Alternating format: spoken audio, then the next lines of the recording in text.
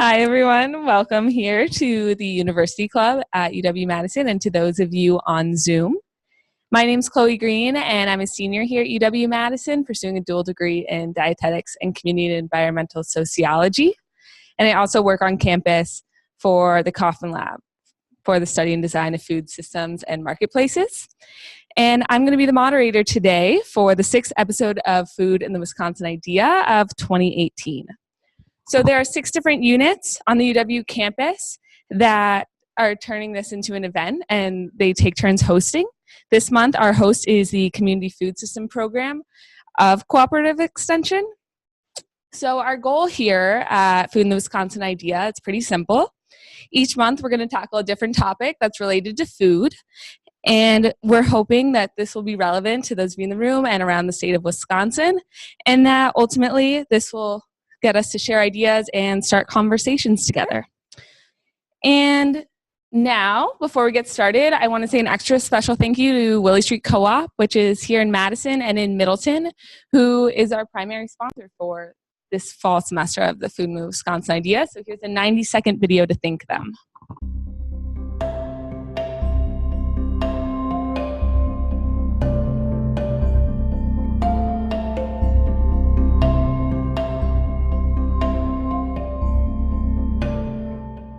Willie Street Co-op is proud to be a supporter of Food in the Wisconsin Idea. Cooperatives around the state of Wisconsin have traditionally been at the forefront of bringing natural and organic foods to their customers.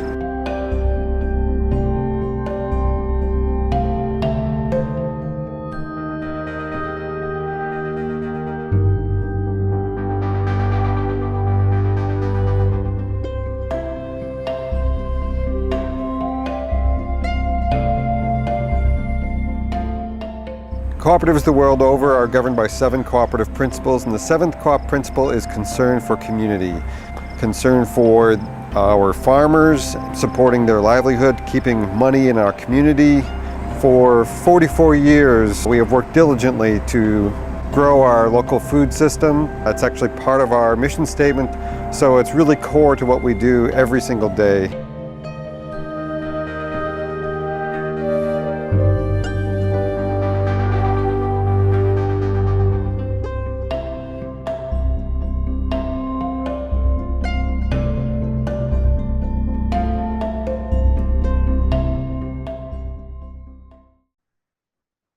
Okay.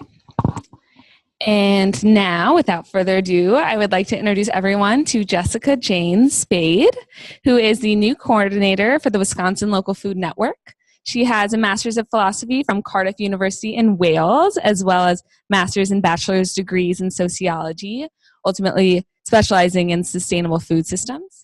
Fun fact, she also owns a farm in Southwest Wisconsin, and she is passionate, I think like a lot of us as well, about social justice and food systems change. So thank you, Jessica. Thanks, Chloe, and thanks for having me today. So today we're going to discuss a different way to approach complex problems like sustainability. So fun stuff. Who here thinks that sustainability is a pretty straightforward, simple issue? I'm not seeing any hands. So I think we can all agree that sustainability, especially when we're talking about sustainable food, sustainable agriculture, community health systems, these are pretty complex issues, right? So sounds like we all pretty much know what a complex issue is, but let's use an example real quick to just kind of differentiate between a simple and complex issue and the ways in which we might approach these different issues. Let's say the University Club here wants to buy new chairs. Not that they need to, these chairs are just beautiful, just the way they are. But this would be a problem with a fairly straightforward definition, right? This is a problem that they could use the traditional model of asking people to bid and then doing a contract with someone, so they'd have different vendors. And the variables and the outcomes would all be pretty quantitative, easy to identify: the number of chairs, the cost, the timeline when you get them. So pretty straightforward. In this situation, these are all basically known parameters, right? In this situation, the University Club would get their chairs. It'd be pretty straightforward. And the bidding and contractual model would actually be pretty efficient in this example. Okay, so let's think about a complex problem now. That was a simple one. What if the university club, we'll use them as an example again, wants to do something like serve sustainable food for an event? Sounds kind of simple to start with, right? But we already decided sustainability is complex. So we use this typical bidding and contractual model a lot of times in order to do things like sustainable food. But I want to talk about this and give you a little example to think about if the bidding and contractual model is actually the best model to use here. So let's say the chef here, has some bids from vendors. Vendor number one in this example, this is totally hypothetical, but the first vendor, let's say, claims that their food is the most sustainable because they have organic food and it results in on-farm biodiversity. That sounds pretty sustainable, right? So our second vendor says, nope, we have the most sustainable food because we look at greenhouse gas emissions. That looks pretty sustainable as well. But then the third vendor says, well, our food's local, it contributes to local economic development, and it all comes within a 30-mile radius. That sounds sustainable too. But then the chef has to choose one. And in the process of doing this, but choosing one of these vendors, the university club then is making kind of an important decision. In the act of going with one of these vendors, they're really prioritizing some aspects of sustainability and deprioritizing others. They're also giving voice to one perspective, because there's these different perspectives of the ways to look at sustainability. And by choosing one, they're implicitly or unintentionally silencing some of those other voices. And this bidding and contractual model is also, it's really trying to simplify an inherently complex issue. And this is a problem because then you're only ever addressing part of the issue. And a lot of times what that ends up doing is exacerbating other aspects of the issue that you're trying to help in the first place. So with this approach, we use it all the time. We use this bidding and contractual model all the time to address big, complex things like sustainability, but there's some problems with that, right? So the question is, what other models are there out there? And in searching for some answers to this, I done some research and writing about sustainability governance. And there's this model that I came across, the relational governance model. And it's one that really, we're going to talk about it here in just a minute. Okay, so this is what we're going to talk about. And I've kind of distilled the relational governance model into this kind of framework for decision making. We're only going to talk about one of these, but I just wanted to give you an idea of what kind of the overall framework is. And it's really something that focuses on a process, not necessarily that end outcome, but the process within itself. And the first question is, how do we bring people to the table? How do we bring people together? Lots of other questions within that. Who do we bring? Where do we do it? All those. The next question is really, how do you approach the interactions that you have with people? And this is the main one we're going to focus on today. But then the third one is really, how do you approach outcomes as well? How do you perceive outcomes? We all have very different views of different outcomes. So we can go to the next slide. And we're really talking about this one in the middle, the how do you approach interactions. And just to kind of a note, this is different from the contractual model, because what we're going to do today, what we're going to practice actually, is this relational interaction piece that actually does something that helps us address complexity. It helps us build a resilient decision-making framework, which is really exciting. So what we're going to do is we're going to get right down to the nitty-gritty, actually, and we're going to practice this thing that I call a relational conversation. So again, super exciting. The main question here that we're going to talk about today is we're going to discuss how you and I, in our everyday lives, can help build our relational capacity and help build relationships. And this is something that's going to help us address complex problems. So I'll just say this again. In our everyday lives, this is what we're going to talk about today. How do you and I actually go about building better relationships? So this title of the talk refers to relational networking, which is what I do. It's the way that I go about my work with the Wisconsin Local Food Network. And here's how we do it. It all starts with a relational conversation, and that's that interaction piece. And there's 4 key components of a relational conversation, and they're written up here. We're going to go over these more in depth in just a minute, but the first one is trust. The second one is sharing worldviews. The third one is co-learning. And then we have co-responsibility. So let's talk about those. What are each of these big things? And actually, if we go to the next slide, I just have one note about this. This is something that we'll talk about throughout each of these competencies. There's a reflexive movement within our own brains that has to happen in order for us to do this. And this is my visual way to try to explain it, but it starts with you and being honest with yourself and your own worldview and about your own perspectives and worldviews. And then you can move to interacting with that other person. And then we can do things like deep listening and really trying to understand the other person. That will help build this relationship. But then this third piece is really key to this reflexivity. It's updating based on what you learn and what you hear. It's updating your own worldview and your own way of thinking. So this reflexivity is really this kind of, I think about it in 3 steps. You got to be honest with yourself, really want to understand the other person, but then be willing to update your own thoughts as well. So we'll keep this in mind. We can go to the next slide as we talk about each of these competencies. So first we have trust. We all know what trust means, right?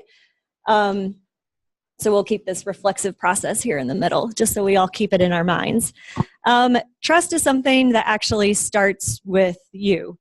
It starts with you being honest with yourself about your worldview, your experiences, your perceptions, maybe even your biases, and most certainly things like your own privileges and motivations. And then you can go to that next step. So honesty with yourself, but then you can go to the next step and start engaging with the other person. And trust is really about having that honest desire to learn from the other person. So really engaging there, to really value their time and contributions, and then respect the perspectives and the knowledge that they bring to the table. So you can't make someone trust you, which is, kind of difficult here, but you can do something that can help encourage trust in a relationship. And an example of kind of encouraging trust is just asking a simple question. So if you're having a conversation and somebody stops short or something, you can even call it out and say, "Oh, you stopped short a second ago when you were explaining that. I really would love to hear more about it. Would you care just sharing that whole story with me?" So just opening the door and asking those questions that you might otherwise not ask. Maybe it sounds impolite sometimes, but asking people to be honest with you is something that actually encourages trust. And it helps build that relationship with the other person. Okay, so let's look at sharing worldviews. You already got it up. So sharing worldviews is something that trust is actually a prerequisite for this. Sharing worldviews is another thing that actually starts within you and the way that you look at the world. So it starts with you actually asking yourself a few questions. And some of these questions are, what are you passionate about? What are the moments or the important things in your life that help you see the world the way you see it? What's your vision for a better future? And what do you really care about? So just being honest again with yourself about these things and your own perspectives. Then you can, if you can kind of get in touch with that part of yourself, then you can try to get in touch with that part of somebody else. And so in sharing worldviews, what you really want to know is kind of what is, so if you're talking to one person, you can think, well, what is she passionate about? What is it that really motivates her? What are her hopes and dreams for the work that she's doing? And just like trust, you can't really make someone share their worldview with you, but you can ask good questions. So, and this is something we're actually going to practice here in just a few minutes, but some of the questions, just a couple examples, are, One, you can just ask, how did you get where you are today? Tell me a little bit about your background. You can also ask if they're a dietitian. You can say, when did you first know that you wanted to be a dietitian? Just kind of these opening, questions of, I want to hear about you and your life. You can ask, what do you find most exciting about working with community members or whoever it is they work with? And each thing you learn about the other person, it helps build that, helps you basically understand things from their point of view, which is really what we're trying to do here. And that helps build the relationship. So our next item is co-learning. And so co-learning is a huge part of this. This is so important. And this is something that builds on the others. So you need trust, you need sharing worldviews. It's something that also starts within yourself. So co-learning is, you can start again by asking yourself simple questions about the person that you're talking to in this conversation. You can ask, do I genuinely believe that that I have something to learn from this person? That's a big question. Sometimes you don't. And you can also ask, do I believe that this person really has knowledge and skills and a perspective that can help me understand this issue, whatever it is you're working on, that can help me understand this better? Do I have anything to learn from them? And again, we have to think about this reflexive part, because that third part here, this updating your thinking, is a key part of co-learning. So as you are talking with somebody and willing to learn from them, you need to be willing to do this third part as well, which is, when I learn from you, I'm actually going to update my own thinking here, which is, it sounds simple, but it's kind of complex. And this is something as well, this co-learning, it's something that we can all do in our everyday lives, but it helps with having good dialogue with people. So in having a relational conversation, if somebody says something you don't agree with, for instance, maybe they said something totally racist, and your usual, we have a couple different responses that we go to with that. We either want to argue or we just want to walk away. So arguing, you're kind of closing down the conversation. You're saying, you listen to me. By walking away, you're completely cutting off the conversation. So the co-learning response to that would be, could you tell me a little bit more about why you feel that way? It's asking a question. It's opening the door for dialogue instead of closing it. And really believing that if I don't understand why this person said this racist thing, then there's something here that can help me understand this. So it's kind of difficult, but usually it's more fun than that. We're talking with people that we enjoy learning from. And yeah, this is something that everybody has something to share, and it's fun to, reach them and say, okay, well, what's the thing you have to share? And, every time you learn something about somebody, you learn from them. What you're doing there is building that relationship. So let's go on to our next one, Coresponsibility. It's actually our last one of the 4. This, of course, is another big one. They're all big. Coresponsibility is something that, again, builds on the others, and it, again, starts with you. And to know if you're ready for coresponsibility, you can ask yourself a couple questions. One is, what do you have to bring to the table that's unique? So, and if it's in just a one-on-one conversation, what is it that I feel like I have to bring here? What skills, what energy, what passions do I have that really help support this work or the overall goal? And then you can move to thinking about the other person. Do I genuinely believe that the other person has something to contribute here, that they actually have skills and knowledge that are going to help address this issue? And if you find yourself wanting to do all the work yourself or really not believing the other person has anything to contribute, then got to back up a little bit and maybe even go back to square one. But each time you step up or you step back within a project or within that conversation even, what you're doing there is helping build that relationship. And so our last one is this is kind of it can be iterative. You can go back to any stage at any point. And it's cyclical as well. Every time you talk to somebody, you can strengthen kind of one of these components of a relational conversation, of your relational capacity with that person. So in a nutshell, those are our 4 components of a relational conversation. And in a minute, we're going to practice these. So before we do that, I actually want to ask Jessica, and I want her to back up a little bit to help me and all of us understand exactly, after now that we've learned these, how does that have to do with tackling something like a complex food system? Or for your example, how would you then choose who you want to pick for catering the university club? Yeah, that is such a good question. Yeah, and really this comes back to this idea of relational capacity. So what we're doing here is building relational capacity, and that's something that helps us tackle complex problems.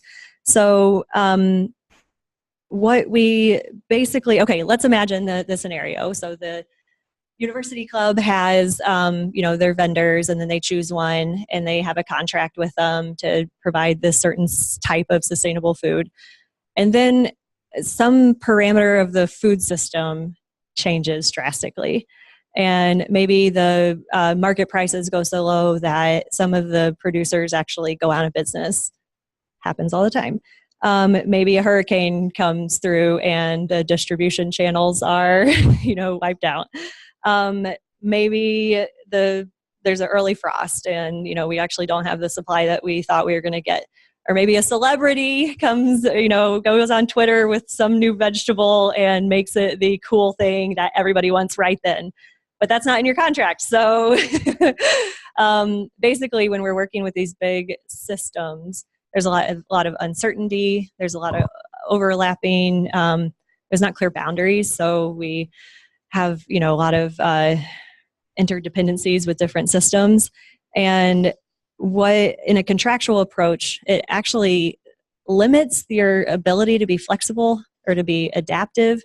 And if we have a different approach, if we have a more relational approach, and we have a high degree of relational capacity with the people that we're working with, then that actually gives us a more flexible, more adaptable, and more resilient decision-making framework to work with.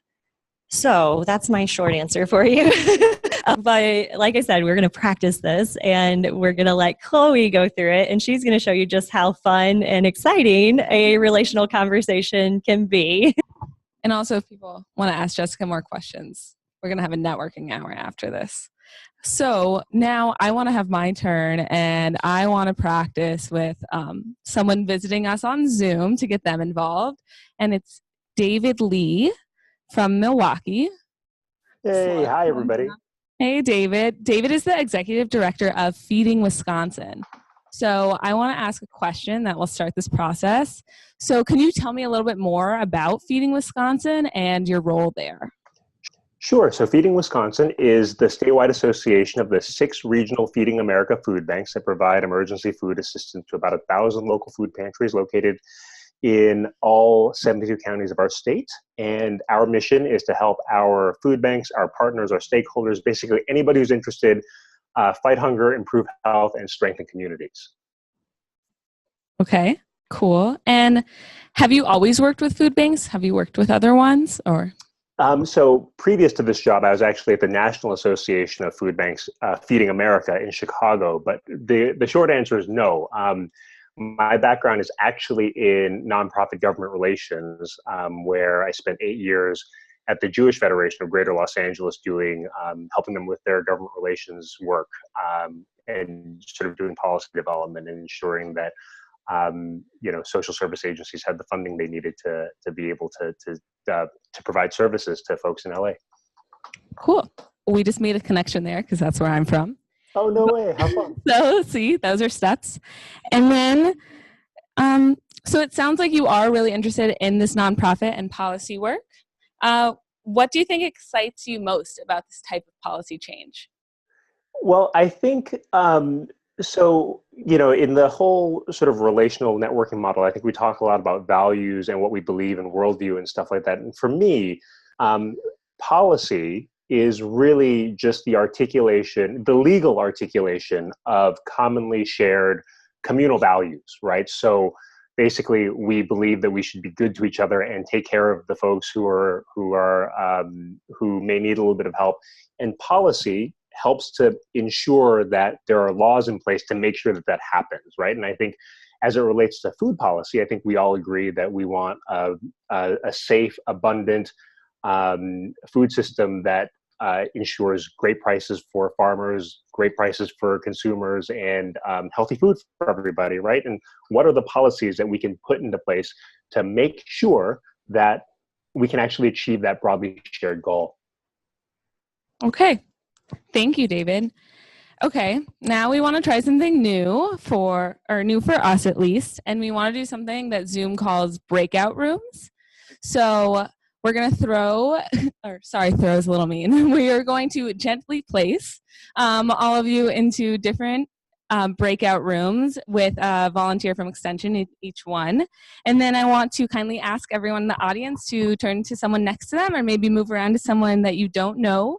And we are going to practice some of these questions. And then kind of like when you were in grade school, one chooses A, one chooses B, someone chooses to be the interviewer and the other the interviewee. And we want to try that out. And Jessica's going to come around and see how people are doing.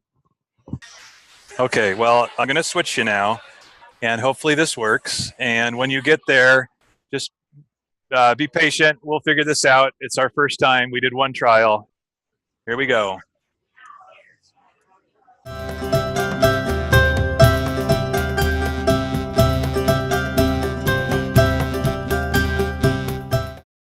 to take it back up here now. Okay, so do we have any first initial reactions? And like, do you think the conversation style is different than normal everyday conversations that you have? Or I'll start. Okay. I felt like we just really got right down into the, our core beliefs a lot faster than normal. You know, a lot of times there's a little bit of hemming and hawing at the beginning of a conversation, but we kind of just dove right into our passions and our interests and what motivates us to do the work that we do. So I guess that was the goal of the exercise, but that was a good part of it. I would agree with that, Bobby. My day-to-day work, doing farm-to-school work for the State Department of Ag, I often feel like a broker or a salesperson, and things can feel really transactional. And so being asked what my core values are and what excites me the most, it was really nice and kind of awakening in a way, gave me some new energy. So I guess, Charlotte, to follow up on that, I'd like to ask you, do you think that maybe implementing this type of conversation would help you build relationships better with these people that you're talking to? I do think so, and it can be really hard in especially dealing with a lot of different food businesses like processors and distributors. We become obsessed with efficiency, especially when you're moving fresh products, right? It's a fast-moving world, but I mean, it can be as simple as something like asking for a meeting in person so you can be eye to eye and have some more natural getting to know you side conversations such as this. I think it does help work together better when I am able to ask supply chain actors kind of why they're in it and what their goal is, and show them that trust piece, right? That I understand what they're trying to do. I think then we get results much faster. Oh, sorry. So I'd like to direct some of these questions also to Krista, who we haven't heard from yet. If she has any comments about how her conversation went or how she thinks that this could help strengthen relationships through Farmshed or Farm Fresh Atlas. Hi, Krista. Okay, hi. I love this because I think that with how busy we are in today's world and how often people are on personal devices and things, I think people are really craving these more authentic connections. And so I think having these conversations, again, understanding people's worldviews and being able to feel like you have some established trust can really help, especially when you might be having some harder conversations. So in today's situation, it's a little unique and we're just kind of playing around with it. But if you think about using this, maybe when things aren't going so smoothly at your organization, or if a partner maybe have a concern about something that you're doing, it's a little bit easier to have those conversations and you have that established relationship. So it's something I love about it.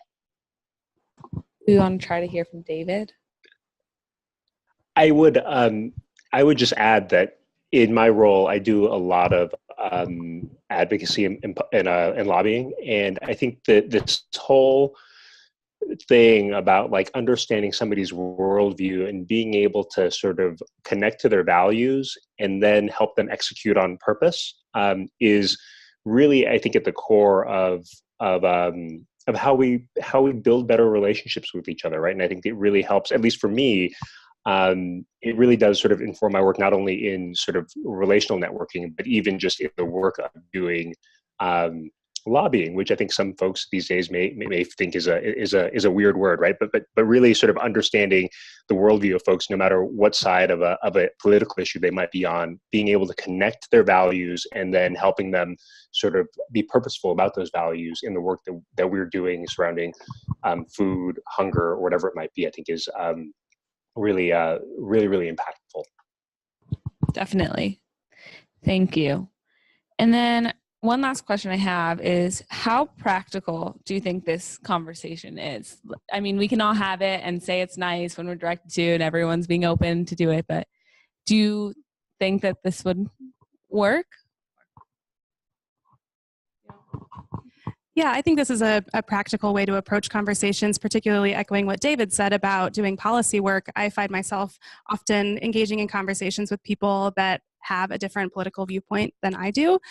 So I think that, especially with regards to food issues, that this is one area that you can sort of break through political differences and get at what are some of the core values that we share in common.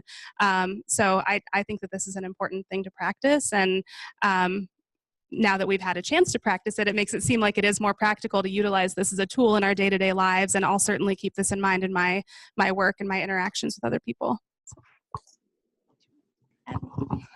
I agree with that. I just echo that often time can be seen as a constraint. And so I'll be taking that thought back with me on how to fight that and make more time for relational networking, because the value in the end is worth slowing down, right? So, is there anyone out there, now that you've seen all of us talk about it, who maybe wants to say something about their experience or how they think this could be useful or anything like that? My name is Mike Goodman.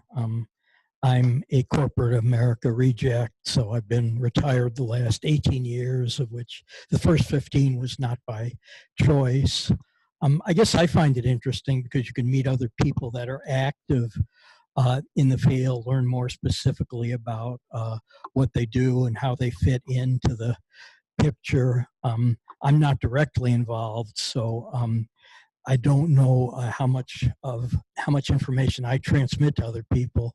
Also, I'm extremely cynical about where things are going, so I know that often puts off people, but I do enjoy the interactive process, and I guess I find it more interesting learning about others than what I can say about myself. Thanks. Thank you. Is there anyone else? Sure. My name's John, and I work with a farm group. So I guess one of the challenges I often see is like, especially dealing with state agencies, I guess, is there's sort of a business mentality that's pervaded. So like, to be honest, I've had members of our group, contact, hoping to get help and told, well, we're not an advocacy group. We're just a service agency.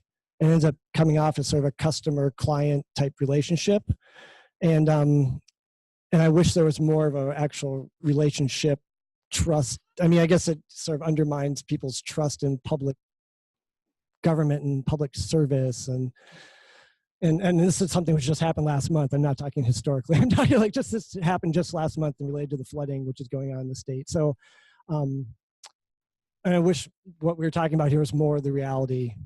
I guess that's my thoughts. I do think after hearing everyone and after some stuff that Bobby said, it's an interesting concept, especially in food, because there are so many people working in so many different dimensions of food. But at the end, we all want to eat, right? So it's something that we can relate on, I think. Here. Hi, I'm not sure which way to turn. My name is Diane, and I work for Extension. And as I think as Chloe said, this was, fun and successful in just a few minutes, because most of us who came here, I think, are all, sharing a lot of things.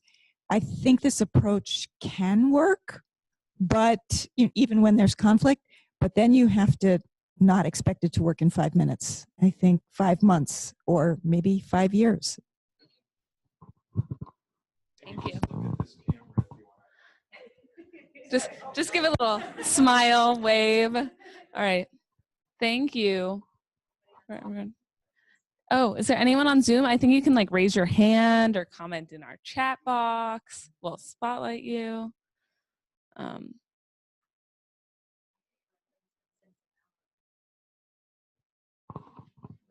Kristen, do you want to say anything? You don't have to, but I know you were part of a relational conversation just now, so. Sorry, I had to unmute myself. It was just getting good, like David said. I echo what others said. It helps you really kind of cut to the chase, and hopefully, talking about time and efficiency can actually help increase efficiency when you really can build that trust more quickly. Hi, I'm Rita. So just listening to the presentation, I was struck that this is very similar to nonviolent communication. And I wondered if that was part of your understanding of this. Thank you. Yeah, that's a great question. And actually, I haven't taken too many of the ideas from that, but when I've read about it, I know that there's some other concepts out there that are very similar. And the one, I actually teach a class at UW-Platteville, and actually in criminal justice. I'm a sociologist, but and there I've been learning more about restorative justice, and that is very similar as well in a lot of ways. And so, yeah, there's still kind of, I'm still trying to learn about all the different ways people have approached this. So, yeah, so thank you. Any other questions? This is good. Oh, somebody's waving on Zoom. Who else? Just unmute yourself. Oh, Krista, I think. Krista, do you want to say anything else? Yeah, I was just going to share a resource that if people are looking for tools for having these conversations, a book that I read recently is called Braving the Wilderness. The author is Brene Brown. I would highly recommend it. She really goes deep into tools that you can use to connect with other people, and to also do some of that background work that you might need to do to learn about yourself and your worldviews and establish trust within yourself. So again, Brene Brown, Braving the Wilderness. She also has a lot of videos online and free resources and things like that. So an audio book. So highly encourage you to check that out. Thanks, Krista. That's a wonderful suggestion. Rita, did you have anything that you, when it comes to nonviolence, that you'd want to recommend? There's one book with that title, Nonviolent Communication. Matthew, I don't know, I'm not remembering his last name, the author, but there's huge amounts written on this, and it's neat stuff. Well, wonderful. Thank you for those contributions. So I just have a couple closing comments before we send everybody off, or before I hand it back over to Chloe. I just wanted to reiterate something that I said earlier about relationship building. And it's really to reiterate that reflexive process. So, oh, you guys get to see me twice. Is, that part where, we're really being honest with ourselves and then really listening to the other person. And the thing that I have to continually remind myself of is just this idea of welcoming, opening the dialogue, instead of, as opposed to a debate. because we do find ourselves that just, I want to take my stand and because I know I'm right. And then we, often get in these positions where we feel like we know a lot more than other people. And so when you talk to somebody, it's like, well, I just know more than you, just listen to me. And so this is a different way to look at it and say, okay, well, how can I help understand what it is they know and what they bring to the table as well. So, and just to kind of reiterate, this idea of building our relational capacity is something that builds resilient decision-making frameworks, basically. So I encourage you all to do this. And this is the approach that we're using within the Wisconsin Local Food Network.